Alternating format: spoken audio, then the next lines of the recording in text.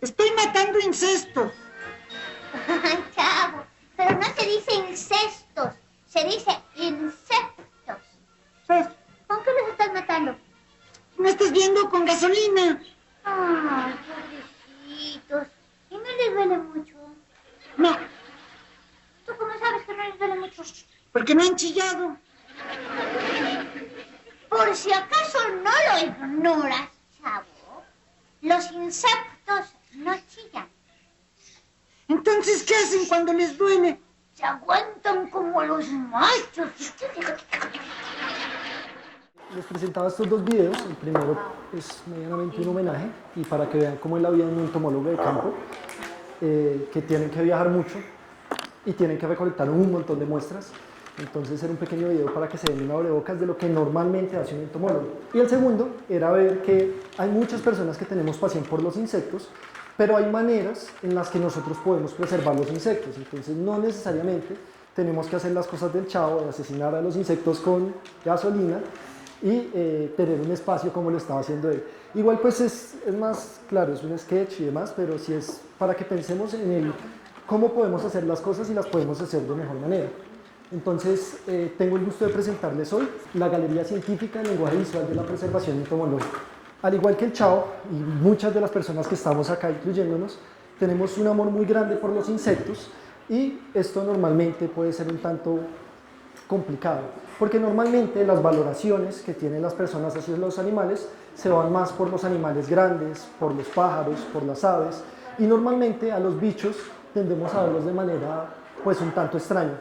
Podemos decir que los insectos, tal como lo retomamos en una charla anterior, van a ser muy incomprendidos, pero estos insectos, que a menudo nosotros los podemos categorizar como subestimados, ignorados o despreciados, van a ser muy bellos. Y es que a nosotros se nos olvida que los insectos van a ser supremamente interesantes. ¿Pero por qué les digo esto? Porque a nosotros se nos olvida las capacidades que tienen los insectos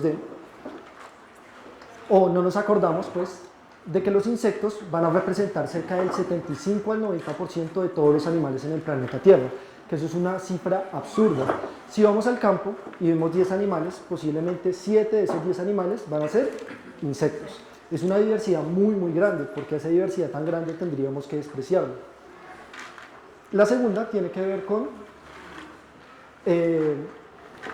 imagínense de la biomasa o la cantidad de insectos que hay tan terrible, que por cada humano, por cada persona que está en este auditorio, hay 1.400 millones de insectos, imagínense, con una persona nomás. O sea, es una cantidad asombrosa. Es decir, piensa que hay 1.400 millones de personas alrededor tuyo. O sea, tú representas esas 1.400 millones de personas. O mejor, piensa que en esta sala estás tú solo y hay 1.400 millones de insectos. Es decir, la relación que se hace es que hay tantos insectos, hay tantos individuos de insectos que 1.4 millones de insectos representarían a una sola persona. Es decir, son muchas más insectos que personas. Y el tercero es que nosotros a menudo también menospreciamos mucho a los insectos y les ponemos ciertas categorías que no deberían ser, pero no nos acordamos que los insectos han estado mucho antes de los dinosaurios y van a estar posiblemente mucho después de lo que nosotros estemos cuando nos extingamos, si es que los dejamos. Tanto que los insectos han estado desde hace 350 millones de años, estuvieron muchísimo antes que los dinosaurios y también muchísimo antes que las plantas con flores. Tanto es el amor que le tenemos a los insectos que nos gustaría saber cómo se pueden preservar, pero ese preservar para algunas personas podría sonar descabellado, podría sonar raro o quizás podría sonar excéntrico, y es lo mismo del Chavo. ¿Usted qué hace con esos insectos? ¿Por qué lo está haciendo? Pero hay algo interesante en la preservación de insectos y es que no solo tener los insectos en una mesa, es que la preservación de insectos es una ciencia meticulosa, va a ser una forma de arte y también, y esto suena muy bonito, también va a ser un acto de memoria biológica. ¿Por qué les digo que es un acto de memoria biológica? Básicamente porque los insectos que se preservan, ya sean en alcohol, en alfileres o en ámbar, podría ser una técnica de preservación, pero natural, va a ser un testimonio de la naturaleza que existió en algún momento. Podríamos decir que es un documento o una página abierta que se puede consultar cuando uno quiera. Voy a hacer un ejemplo. Imaginemos que todos los humanos desaparecemos hoy, pero las colecciones entomológicas o las colecciones de insectos permanecen. Y en el año 4000 viene un extraterrestre, y el extraterrestre quiere saber qué biodiversidad había en el planeta. Para eso, él va a las colecciones entomológicas y él podría mirar, mire, en el año 1993 estaban estos insectos. Pero mire, en el 2003 estos mismos insectos ya no estaban. Mire, en el 2023 siguen estos insectos. Y es una manera en la que nosotros podemos ver históricamente en qué lugares han estado los insectos y cómo han estado. De esta manera y con esta breve introducción, ingresaremos a este fantástico mundo de los insectos, o nos sumergiremos al universo de los insectos, que es supremamente bonito. Pero para ello, pues también me gustaría hacer ciertas aclaraciones. Este taller charla no es estrictamente un taller de montaje, sino, a mi modo de ver, es algo mucho más interesante, porque nos permitirá entender que los insectos no solo van a ser carcasas que anden por ahí, o no solo van a ser cuerpos, sino que los insectos nos pueden decir muchas cosas. Entre estas nos pueden decir que nos pueden dar historias, nos pueden dar evolución, y también nos pueden decir el planeta hacia dónde está yendo en unos años. ¿Será que desapareceremos? ¿Será que no desapareceremos? Es algo supremamente curioso. Pero aunque creamos que los insectos se preservan hace bastantes y miles de años, podríamos decir, alguna propuesta puede ser que hace miles de años estudiamos los insectos. La siguiente es que hace siglos estudiamos los insectos. Y la siguiente propuesta es que hace menos de un siglo estudiamos los insectos. Pero realmente la historia de la preservación de los insectos viene hace muy poco. Y es que tiene que ver con la ilustración, y es que la conservación de insectos viene hace bastantes años, pero no se tiene un registro claro de cuándo comenzó. Está en las colecciones, pero no se sabe. Por lo menos, los insectos o la preservación de insectos inició hacia el siglo XVI. Podríamos decir que hay algunos insectos que se preservaron mucho antes, pero no fue por mano del hombre. O bueno, el primero sí fue por mano del hombre. Si bien datamos que la preservación de insectos inició hacia el siglo XVI, hay unos casos particulares que son mucho más antiguos. En el año 2018 en Egipto abrieron un yacimiento, y en el yacimiento encontraron unos escarabajos momificados. 2 escarabajos, son los únicos 2 escarabajos momificados que se conocen hasta la fecha. Esos escarabajos están datados de hace 4000 años, pero aparte de eso no se sabe más, y no podríamos decir que la preservación viene desde hace 4000 años. El otro caso es que en el siglo XIII había un señor que era como las veces de forense, y él detectó varios casos de asesinatos por medio de los insectos. Pero también no hay algo muy claro respecto a la preservación de insectos. Entonces, la preservación de insectos, como les decía, va a iniciar en el siglo XVI por medio de los naturalistas. Se podría decir, tal como lo dice él, que vienen a ser los primeros biólogos formales. Pero estos biólogos tenían unas particularidades, y es que no solamente estudiaban plantas y animales, sino también van a estudiar minerales, rocas, y no me acuerdo qué más estudiaban, pero era un conglomerado de lo que hoy en ciencias son varias ramas diferentes. Los naturalistas en esa época, en el siglo XVI, tuvieron su auge porque también había un acercamiento un poco más próximo al Nuevo Mundo, es decir, donde nos encontramos ahorita. El Nuevo Mundo tiene mucha naturaleza, tiene mucha biodiversidad, y ellos no conocían esa biodiversidad. Entonces empezaron a traer un montón de biodiversidad para ese sitio y empezaron a montar los insectos. Lo curioso es que en el siglo XVI comenzaron siendo los científicos o los naturalistas quienes empezaron a montar los insectos con alfileres de latón. Pero más adelante, la preservación de insectos se tornó en un pasatiempo para adultos y niños. Y aún más interesante, mucho después se tornó una actividad de la alta alcurnia. Entonces, las altas sociedades de Europa empezaron a montar bichos y empezaron a preservarlos. Y eso se lo mostraron a diferentes personas. Lo curioso es que de esta manera nacen algunas instituciones que conocemos hoy en día. Entonces, las altas sociedades de Europa colectaban muchos bichos, y estos bichos los guardaban en algo que se denominaba gabinetes de curiosidades. Entonces, en esos gabinetes de curiosidades habían todo lo que se podían imaginar: pinturas, insectos, animales taxidermizados. Pero más adelante, estos gabinetes de curiosidades, que eran privados y era de la alta alcurnia, se convirtieron en algunos de los museos de historia natural que conocemos hoy en día. Entonces, de esta manera nacen algunos museos. Entonces veíamos que los insectos, o la preservación de insectos, inició con los naturalistas, después se convirtió en un pasatiempo de las personas y después lo tomaron algunas personas de la alta sociedad. Pero no solamente pasó eso, también se abrieron las puertas a la ilustración. Y una persona que es un referente para la entomología, dado que la madre de la entomología moderna es María Sibila, que es la que ustedes están viendo. Tiene una vida muy curiosa que valdría la pena que ustedes la profundicen un poco más. Había algo particular de la ilustración de María, que María, a pesar de que tenía algunos insectos muertos, ella podía retratar la vida. Y cuando uno ve un cuadro de ella, normalmente está viendo vida, está viendo como si hubiera dinamismo, aunque sea solo una pintura. Pero entonces ya vimos que desde hace un tiempo considerable, desde el siglo XVI, se colectan insectos. Pero la pregunta es, ¿por qué preservamos los insectos? Y para eso podemos ir a la raíz o ver qué significa preservar. Para eso le preguntamos a la Real Lengua Española qué es preservar, y ella nos dice que es proteger, resguardar anticipadamente a alguien o algo de algún daño o peligro. Esta definición tiene que ver algo similar a lo que ustedes me estaban comentando anteriormente. Sin embargo, esta definición no llena el vacío de preservar insectos. Una mejor definición que se puede tomar es la siguiente, que es mantener el estado físico del insecto una vez ha sido recolectado, en nuestro caso que ya se encuentre muerto, y se evita su deterioro. Entonces les hacía esta pregunta al comienzo. ¿Ustedes qué es lo que más preservan, guardan, atesoran en sus casas? ¿Por qué lo guardan y cómo lo hacen? Entonces es una pregunta que podemos tomar más adelante para una reflexión.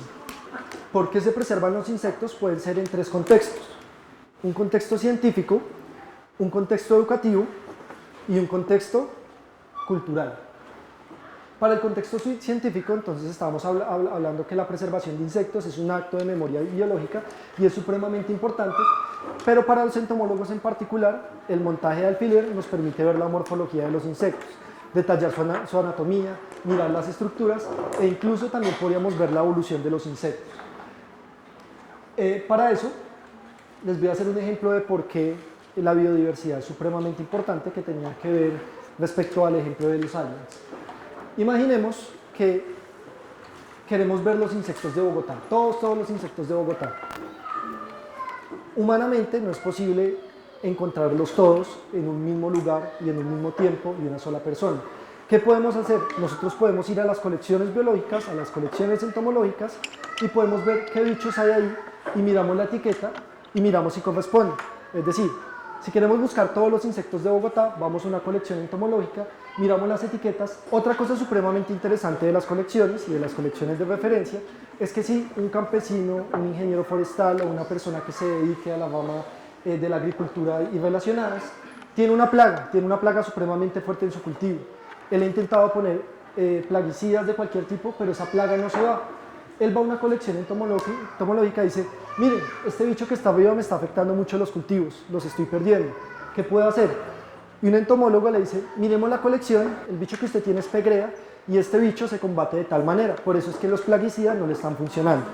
De esta manera las colecciones también sirven bastante en el ámbito económico y ecosistémico, se podría decir, de importancia ecosistémica. Otra cosa también tiene que ver con la diversidad de evolución, y también va a sonar un poco loco lo que les voy a decir, pero a través de las colecciones entomológicas nosotros podemos ver la evolución y el cómo se relacionan los animales o cómo se relacionan los insectos. Un ejemplo para esto es que tenemos 6 mariposas. Mirar la evolución y mirar los análisis filogenéticos básicamente se trata de comparar y buscar similitudes. En ese caso, nosotros, si tenemos un grupo ya establecido que se parece mucho, queremos buscar cómo se parecen o cómo se relacionan, es decir, en términos muy grandes, unas comillas muy grandes, quién es hermano de quién está más cercano a quién. Para eso, a través de ciertos programas, hacemos análisis filogenético que nos permite ver las relaciones, pero de primeras tendríamos que agruparlo y hacer similitudes también. En este caso, en este ejercicio rápido, decimos que estas 3 mariposas se parecen más, que esas 3 polillas se parecen más que estas 2 mariposas y que esta polilla. Y ya con análisis y con configuraciones o con software en computador, hacemos algo que se denomina árbol filogenético, que nos permite ver las relaciones o parentescos de los insectos.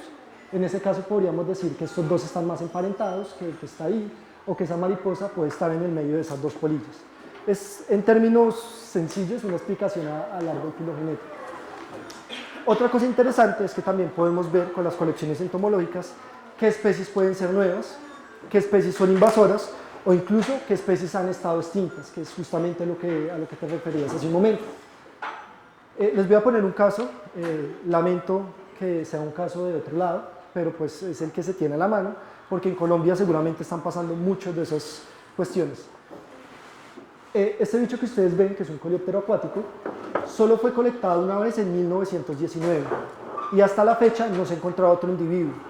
Cuando hay unos estudios que son un poco más amplios, con muestreos y que también tiene que ver un buen número de tiempo, se puede determinar que los insectos se han extinguido. En este caso, este bicho ya tiene criterio extinto, es decir, no hay posibilidad de encontrarlos en campo, en naturaleza. Y así sucede un montón de veces. Puede ser que muchos de bichos que están en colecciones estuvieron hace mucho tiempo, los colectaron una vez y se desaparecieron, no volvieron a aparecer por el mapa. Normalmente los profesores utilizan algunas herramientas que le funcionan para hablar de insectos. En este caso también en la colonia hemos utilizado diferentes herramientas y entre esas la preservación de insectos es supremamente valiosa, porque la preservación de insectos va a acercar al estudiante, entre otras, una observación directa y detallada de los especímenes. Los especímenes o se pueden hacer ejercicios de aprendizaje con las cajas entomológicas, que básicamente es la clasificación o taxonomía.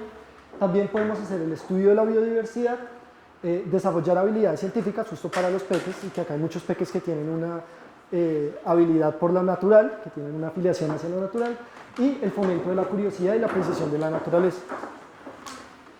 Y el tercer contexto por el cual se desarrolla la preservación de insectos, esta puede ser un poco más interesante para los que son artistas, son las siguientes. El primero es la inspiración estética, y es que muchos artistas se han valido de los insectos para hacer diferentes tipos de obras y obras muy bonitas. Entonces les voy a mostrar algunos ejemplos. De las obras que les voy a presentar, que son inspiraciones de algunos artistas referentes a los insectos, la obra está ahí, el año en algunas, y el nombre de la obra también. Miren esta también es, incluso esta persona fue conocida más bien hace poco, porque adaptaron la imagen para hacer ver que lo que estaban montadas en los insectos eran hadas, pero pues no son hadas, es simplemente montajes que hacen las personas. Pero son aplicaciones por parte de artistas con museos de historia natural, en donde las cajas entomológicas pueden tener una observación distinta o pueden tener una configuración distinta. En ese caso, la especie que ustedes ven a la izquierda, eso es muy impresionante y es interesante, es una misma especie, independientemente que tenga esos colores tan distintos. Con esta organización podemos ver la variabilidad y podemos ver la variedad intraespecífica de los insectos, es decir, una misma especie cómo puede variar. Con estas cajas entomológicas podríamos decir que es una especie y no varias. Entonces yo traigo el bicho y digo, es azulito, está la especie, pero resulta que esa especie es la misma que las otras. Este es mi favorito, y no porque tenga un escarabajo, sino nuevamente es la unión de un artista, que es un artista bastante conocido, que es Banksy, con el Museo de Historia Natural de Nueva York. Entonces, no sé qué trámites hizo él, pero es una exposición que se tiene, y es un insecto de colección, y también hace una crítica a la guerra. No todo tiene que ser también ese tipo de arte al cual asociamos, sino también puede ser por moda.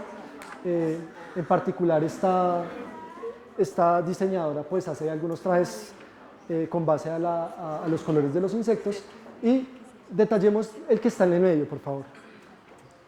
Ustedes me dicen, ¿este traje tiene similaridad al insecto que vamos a ver adelante?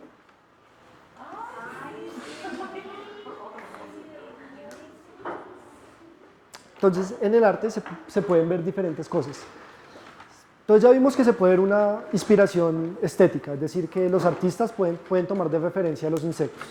Pero también, hace mucho tiempo, los insectos fueron tomados como símbolos culturales y espirituales. Tengo 4 ejemplos para ello. El primero es, ¿se dan cuenta que hay una mariposa? Justamente esa es la representación de cuando las madres abortaban o perdían un hijo, que tenía que ver con la fuerza de la mariposa. El siguiente tiene que ver con los escarabajos, que están muy bien asociados con los egipcios, que tienen que ver con el sol. Entonces es un símbolo de renovación. Imagínense que la primera moneda que hubo en Grecia, Grecia, si no estoy, tiene la representación de una oveja. Y Otra cosa supremamente interesante de los egipcios es que tenían collares de moscas, que también tenía que ver con parte de la fortaleza. Podemos ver que las colecciones entomológicas, como ves, guardan también muchas nuevas especies, especies extintas, y también por lo que hablábamos del valor intrínseco y extrínseco, van a ser también patrimonio. Muchas veces los museos de historia natural tienen esa categoría de conservación. Y pues entramos nuevamente al arte científico y la ilustración, y acá volvemos a retomar a María Sibiliano. Entonces, estas son algunas de las ilustraciones que hacía María, que nuevamente sería interesante que ustedes busquen quién es María, qué hizo y cómo también pues, llegó a donde está. Es una entomóloga supremamente reputada. Bueno, hay otros artistas también de hace bastantes años que se dedicaban a ilustrar solamente insectos, en particular él ilustraba insectos y pájaros, pero hay unas propuestas que son modernas, como la que estamos viendo, que es una ilustradora del Museo de Historia Natural de Chicago, que son ilustraciones en acuarela. Y entrando un poco más al muralismo, podemos ver otras representaciones de insectos que son también bastante curiosas. Este me parece muy lindo, de esta artista que se llama Mantra, que es de Francia, que retrata justamente las colecciones entomológicas en murales.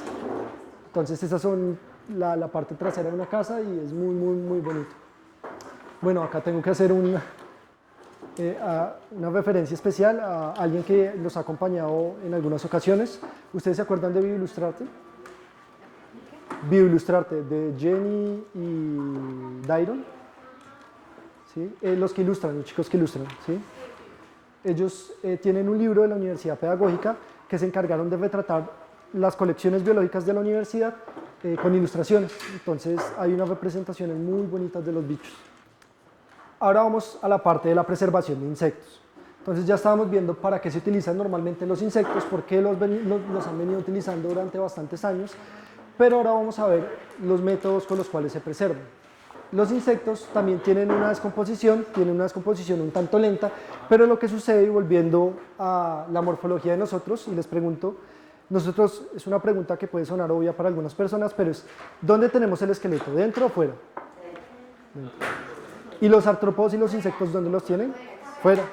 Por tanto, a nosotros se nos va a ver más la descomposición, por lo que nuestras partes blandas las tenemos afuera, mientras los insectos tienen las partes blandas dentro. La preservación se puede hacer de varias formas, pero las tres principales va a ser en seco, que es con alfileres entomológicos, en alcohol o en preparaciones. Pero en preparaciones, pues esto no lo vamos a tocar tan a fondo. Hay algo interesante y es que si colectamos un insecto, ya sea que esté muerto o que lo sacrifiquemos por diferentes motivos y con un objetivo claro, no todos los insectos se pueden preservar de la misma manera. Como preservo una mariposa, no puedo preservar un escarabajo. No siquiera, hay que tener cuidado porque no todos los escarabajos se pueden poner en alcohol, no todos los escarabajos se pueden poner en seco porque hay algunos escarabajos que son muy blandos y toca que estén en alcohol siempre, todo el tiempo. Un ejemplo es el que estamos viendo a la derecha, que va a ser un cantario. Estos escarabajos, aunque sean coleópteros, tienen el cuerpo blando y la manipulación de los mismos y colocarle un alfiler tiende a ser bastante complicado. Estos escarabajos se tienden a dañar bastante rápido. Pero bueno, ¿cómo montamos un insecto o qué implementos necesitamos para montar un insecto? Lo principal es que necesitamos unas pinzas, pero no cualquier pinza. Deben ser pinzas entomológicas o pinzas de precisión. ¿Qué tienen en particular estas pinzas? La punta va a ser súper afilada, casi como unas agujas, y no tiene ciertos dientes. Si tiene dientes puede dañar el espécimen. Normalmente en entomología utilizamos tres tipos de pinzas. Utilizamos las pinzas de punta, la anterior, que es de punta fina, la siguiente punta curva y las de mariposas. Porque creen que con las otras dos pinzas no puedo manipular mariposas. ¿Por las alas? Las alas de las mariposas son supremamente frágiles y como las otras pinzas son casi como alfileres, podrían dañar las alas. Por tanto, se necesitan unas pinzas que no tengan punta filosa, sino que sean planas. Entonces nosotros no podemos manipular mariposas si no utilizamos estas pinzas. Hay algunas muy, muy costosas, hay otras que pueden ser medianamente asequibles, que valen aproximadamente 28.000, pero lo ideal es conseguir esas. Los siguientes son los alfileres. Pero los alfileres que nosotros utilizamos en entomología van a ser muy distintos a los alfileres que nosotros conocemos. ¿Por qué? Porque van a ser de acero inoxidable, es decir, que van a ser anticorrosivos. El segundo es que van a ser estandarizados y universales. ¿Qué quiere decir eso? Que los alfileres que hoy tenemos para ustedes van a ser los mismos alfileres o similares a los que tienen en Japón, Australia, porque no se puede utilizar otro tipo de alfiler por las características que tienen estos.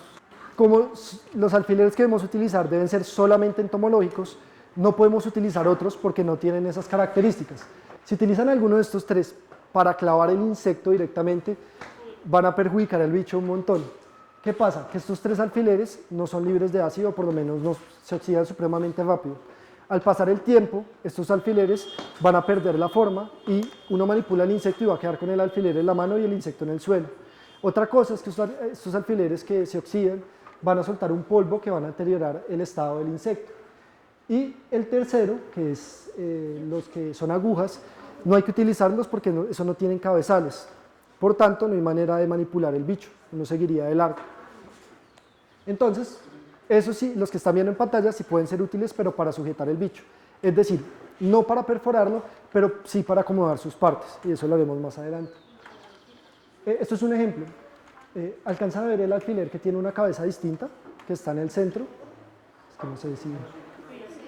Ese es el alfiler entomológico, y todos los alfileres que están circundando el bicho van a ser alfileres de costura o alfileres de cabeza plana, pero se dan cuenta que ninguno está perforando el insecto, solo le está dando forma. El siguiente es que hay que tener una base o un montaje. Ese montaje puede ser en icopor, goma eva, puede ser en jumbolón, puede ser en diferentes materiales. Este es goma eva, el siguiente es corcho, aunque el corcho tiene un precio bastante elevado, y finalmente el jumbolón. Otra cosa es que si a ustedes por casualidad el insecto llega a perder una parte, lo ideal es que la vuelvan a retomar, la vuelvan a colocar, y eso lo pueden hacer con colbón de colegio. Lo que pasa con este colbón de colegio es que si nosotros pegamos mal la parte, con agua se puede volver a deshacer. A veces venden unos colbones que son entomológicos, es decir, especiales, pero tienden a ser como el super bonder. Entonces, una vez coloqué la parte, ya no la puedo desligar si la coloqué mal. Entonces, normalmente uno pensaría que la mayoría de entomólogos utilizan cosas súper dadas a esa misma ciencia, pero realmente utilizan cosas sencillas. Lo otro que es importante y que lo veremos más adelante, van a ser las etiquetas. Todos los especímenes, independientemente de cómo estén, deben tener una etiqueta, es decir, deben tener un lugar de colecta, una localidad, quién la colectó, una fecha y datos acerca del insecto, que eso lo veremos también más adelante. Y por último, debemos tener un lugar en donde vamos a depositar nuestros insectos que están preservados. En este caso, una caja entomológica, pero esta va a tener también ciertas características. Y es que debe ser una estructura sólida y resistente, debe tener un fondo blando para pinchar, que esa puede ser la base que les estaba diciendo anteriormente, debe tener un cierre seguro y hermético, debe tener protección contra insectos y debe tener un tamaño adecuado. Las colecciones entomológicas, si hablamos ya en sentido estricto de una colección entomológica de un museo, que es para científicos, normalmente está bajo ciertas temperaturas muy bajas, va a estar en lugares así que estén supremamente oscuros y van a tener algo que se denominan deshumificadores, es decir, van a quitar toda la humedad del ambiente, va a estar en cero, debe tener unas condiciones ideales. Pero nosotros podemos preservar los insectos tranquilamente en nuestra casa, en un lugar frío, donde no le dé luz y, bueno, bajo estas condiciones principalmente. Bueno, ahora esto va a ser supremamente breve porque ahorita vamos a hacer el ejercicio práctico de cómo montar un insecto. Lo primero es que una vez tengamos el insecto, que el insecto también se pueda mover, es decir, no esté supremamente rígido, sino con anterioridad se haya hecho un proceso en el que se vuelve humectar. De primeras tenemos un alfiler entomológico y el bicho siempre se debe clavar en el tórax, que es el que ustedes están viendo ahí. Todos los insectos se deben clavar en el tórax, no se pueden clavar ni en la cabeza ni se pueden clavar en el abdomen. Con los escarabajos, cuando les digo que se clavan en los elitros, eso también hace parte del tórax. No todos los insectos, si bien se les va a clavar en el mismo lugar del tórax, es decir, en el segundo segmento, no en todos los lados del tórax se va a clavar, es decir, no en la misma posición del tórax. Entonces, las abejas, los escarabajos, los chinches, se les va a clavar en el tórax, pero en una posición distinta, es decir, donde se puedan manipular mejor. Y esto es normal, con los insectos que tienen, si es un saltamontes se debe clavar ahí, si es un escarabajo se debe clavar ahí. Una vez nosotros tengamos una base, tengamos el insecto y hayamos clavado el insecto con el alfiler entomológico, debemos tener una altura estándar. ¿Cómo es esa altura estándar? De primera, que nosotros podamos manipular el insecto de la cabeza del alfiler sin que toquemos el insecto y que el insecto tenga una altura considerable respecto a la base. Es decir, que el insecto no toque ni nuestros dedos y que tampoco toque la base. El siguiente es el paso de acupuntura, que es el que ustedes estaban viendo que se puede hacer sin necesidad de los alfileres entomológicos, sino con los otros alfileres, que es moldear o asegurar al bicho a nuestro gusto. En ese caso, se dan las normas básicas para los insectos del cómo se deben montar y son universales, aunque pueden variar en algunos insectos, y es el primer par de patas debe ir hacia adelante y las patas medias y traseras deben ir hacia atrás, tal como estamos viendo. Todos los insectos se deberían montar de una manera similar y las patas deben ir cercanas al cuerpo. De primera es estandarización y segundo es que con el paso del tiempo los entomólogos se han dado cuenta que es la mejor forma de observar un insecto. De esta manera, bueno, y otra cosa tiene que ver con las articulaciones. Como los insectos o los artrópodos tienen articulaciones, esto no se puede mover al gusto. Pasa algo similar con los humanos. Yo puedo mover hacia este lado, pero si me mandan para atrás el brazo, pues me lo quiebran. Sucede algo similar. Ellos tienen como la estructura para tener, sí, esa dirección hacia el frente. Y la otra es porque es una posición que también le sirve bastante al entomólogo para examinar las diferentes partes. Lo siguiente es que ya se depositan en una caja y en la caja se debe colocar las etiquetas que les estoy diciendo que deben ir diciendo, que eso más adelante lo veremos. Este es como un diagrama de qué es lo que sucede cuando colectamos recién un bicho y qué es lo que debemos hacer después. Lo podemos dejar en dos partes grandes. Lo podemos dejar en el campo, entonces en campo colectamos un bicho que esté muerto, después lo colocamos en alcohol y luego hacemos las etiquetas entomológicas. Las etiquetas entomológicas siempre deben estar relacionadas al bicho. Pasa algo importante, si un bicho no tiene etiqueta entomológica, no sirve de nada, serviría como material educativo, pero se perdería totalmente, ya no tendría un valor más fuerte que lo educativo. Puede ser que ahorita tengamos algunos insectos que no tienen etiquetas y nosotros diremos, pues en este caso no he leído porque cada uno de nosotros nos podemos acordar y podemos hacer la etiqueta. Pero una profesora a mí me enseñó que uno no sabe cuándo puede fallecer y cuando uno fallece se pierden los datos de mucha información. Entonces lo ideal es hacer las cosas de una vez. El papel, que eso lo veremos más adelante, para las etiquetas también debe cumplir unos parámetros. Debe ser libre de ácido, debe tener 180 gramos o debe tener ese gramaje y ese papel opalina debe ser libre de ácido. Tienen que conseguir eso. Y acá quiero introducirlos a algo respecto a parte de la charla, que es la galería científica y el lenguaje visual. Y les hago esta pregunta. ¿Qué puede tener en común un artista con un entomólogo naturalista cuando ven una caja entomológica? ¿Qué creen que pueden tener de igual o diferente de esta manera? Cuando uno piensa como artista, uno también piensa en la composición y cuando uno reserva y me imagino compone en la caja, también piensa en cómo ponerlo para que se vea de cierta forma o no sé, aún así sí. Es una representación de la vida que es interesante. Lo que une la biología con el arte, porque finalmente la biología es el estudio de la vida y el arte es más como la representación como espiritual o como humana de la vida. Entonces, creo que van muy de la mano. ¿Y qué pasa si, tal como dice ella, unimos ese concepto o esa percepción o ese lenguaje visual que tienen los artistas con un lenguaje por parte de los científicos o los entomólogos? Los científicos son los diferentes de los entomólogos. ¿Qué creen que sucede? Pues bueno, eso se puede llegar a lograr a través de propuestas de investigación que pueden ser bastante interesantes a través del lenguaje visual y es como a través de diferentes estructuras de conocimiento se puede llegar a un punto igual, es decir, que convergen. Algo así como la expedición botánica en su momento. Sí, es muy buena. Artistas que representaban. Ajá. Pero normalmente los entomólogos y los museos suelen ser muy reacios a abrirse la posibilidad, además que tienen ciertos argumentos de por qué hacerlo, de unir, porque una caja entomológica no puede ser un poco más visual para las personas, ¿sí? Eso puede ser, pero sería bastante interesante hacer esa propuesta de artistas con entomólogos.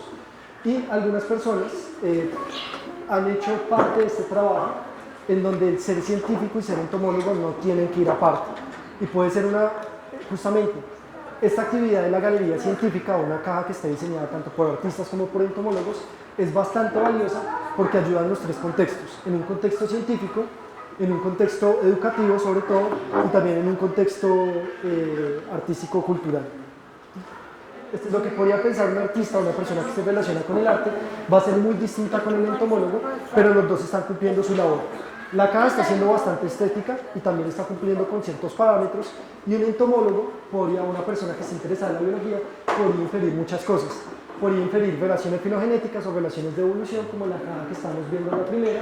Podemos ver en la segunda, podemos hacer ejercicios de biodiversidad o de variación dentro de las especies. Podríamos mirar que en esa caja hay varias especies, no solamente hay una. Igual se podría mantener el estándar de científico.